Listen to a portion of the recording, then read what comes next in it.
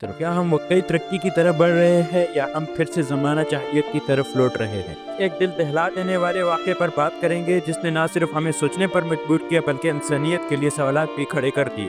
یہ خبر ہے نوشیرہ سے، جہاں ایک شیر ہوا نومولود بچی کو زندہ دفن کیا گیا، لیکن اللہ کے فضل و کرم سے ریسکیو ٹیم نے بروقت کارروائی کر کے بچی کو زندہ نکال لیا گیا اور پاک فوج کے ایک نوجوان نے بچی کو گود لے لیا۔ ناظرین، پہلے آپ یہ ویڈیو دیکھیں۔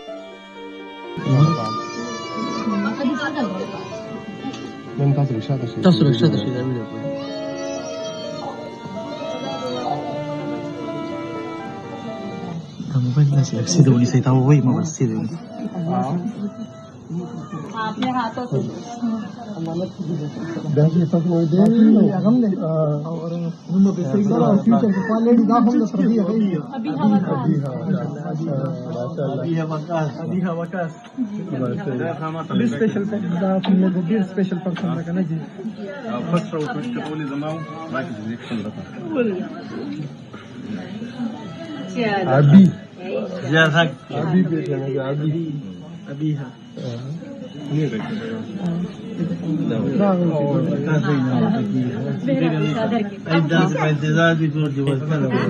دوستو، ہمارے پیارے نبی حضرت محمد مصطفیٰ صلی اللہ علیہ وآلہ وسلم نے 1400 سال پہلے ہمیں اس جہالت سے نکالا۔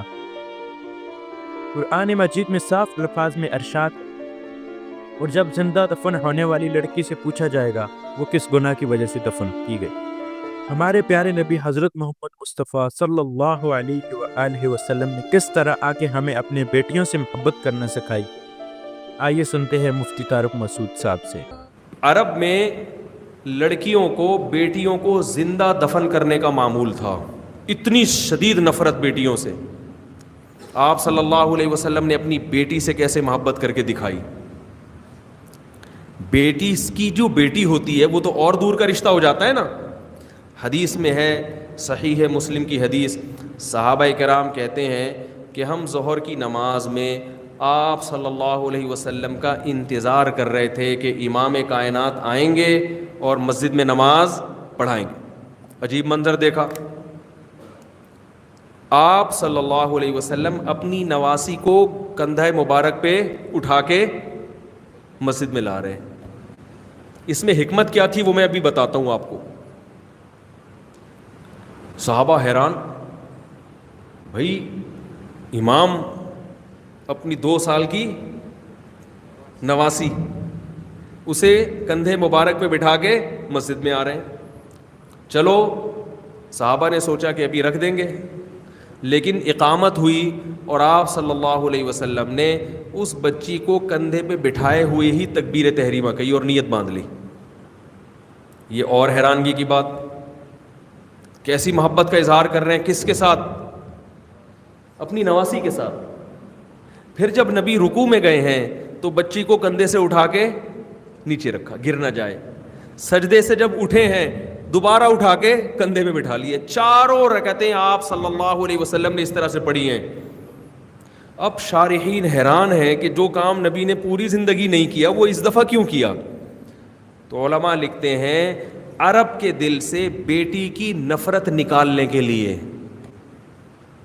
بہت مشکل ہے سمجھانا بھائی، بہت مشکل ہے۔ آپ زبان سے جتنی چاہے تقریر کرتے رہیں کہ بیٹی سے محبت کرو، بیٹی سے محبت کرو، بیٹی سے محبت کرو۔ اس دور میں، جس دور میں میں نے وہ قبرستان دیکھا ہے مکہ میں جہاں بیٹیوں کو زندہ دفن کیا جاتا ہے، وہ قبرستان دیکھا ہے میں نے، بڑی وحشت ہے اس میں۔ وہاں ایک پٹھان تھے کئی سالوں سے، انہوں نے کہا کہ یہ عجیب ایسا قبرستان ہے کہ یہاں کرینیں بھی استعمال کر کے دیکھ لی سعودی گورنمنٹ نے، یہاں کھدائی نہیں ہوتی۔ شاید قدرت کو یہ منظور ہے کہ اس میں کچھ بھی نہ کرو، یہ عرب کی جاہلیت کی ایک یادگار ہے، اس یادگار کو مٹنے مت دو، تاکہ جو بھی مکہ میں یہ قبرستان دیکھے گا تو وہ محمد صلی اللہ علیہ وسلم پر 100 بار درود پڑھے گا کہ محمد صلی اللہ علیہ وسلم نے عورت ذات پر، بیٹیوں پر کتنا احسان کیا، کتنی عزت دلائی۔ اس معاشرے میں جہاں بیٹیوں کو زندہ دفن کیا جاتا تھا، اس معاشرے میں اپنی بیٹی کو کندھے پہ بٹھا کے پوری نماز پڑھ کے دکھائی ہے محمد صلی اللہ علیہ وسلم نے۔ اتنا بڑا معجزہ ہے، اتنا بڑا معجزہ کہ عرب گورنمنٹ نے اس کو ختم کرنے کی کوشش کی ہے مگر وہ قبرستان ختم نہیں ہو رہا. یہ عبرت کے لیے ہے. یہ اور کس وجہ سے ہو سکتا ہے؟ یہ عبرت نہیں تو اور کیا ہے؟ جو بھی مکہ میں جا کے اس قبرستان کو دیکھے گا وہ محمد صلی اللہ علیہ وسلم کا اس امت پہ بہت بڑا احسان مانے گا. آج پوری دنیا انسانیت ویمن رائٹس عورتوں کے حقوق، بیکار قسم کے نعرے ہیں. کوئی یہ لوگ عورتوں کو حقوق دینے کے لیے تیار نہیں ہے. ان کے ہاں ویمن رائٹس کا مطلب یہ ہے کہ عورت کو کپڑوں سے آزاد کیا جائے، شوہر کی قید سے آزاد کیا جائے، بیٹی کو باپ کا باغی بنایا جائے، بہن کو بھائی کا باغی بنایا جائے، اسے روڈوں پہ لا کے نچایا جائے، نائٹ کلبوں میں نچایا جائے. اس کو یہ لوگ ویمن رائٹس سے تعبیر کرتے ہیں.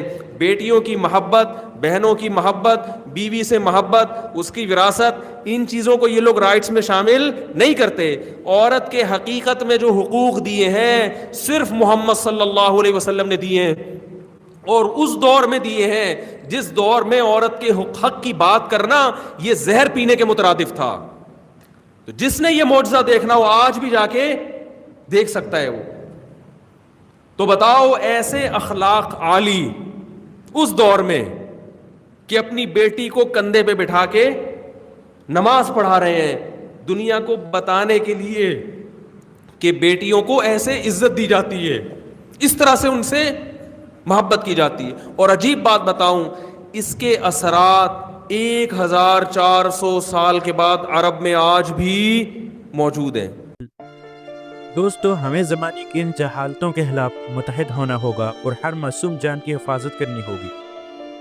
اللہ ہمیں ہدایت دے اور ہمیں ایسی معصوم جانوں کا محافظ بننے کی توفیق عطا فرمائے.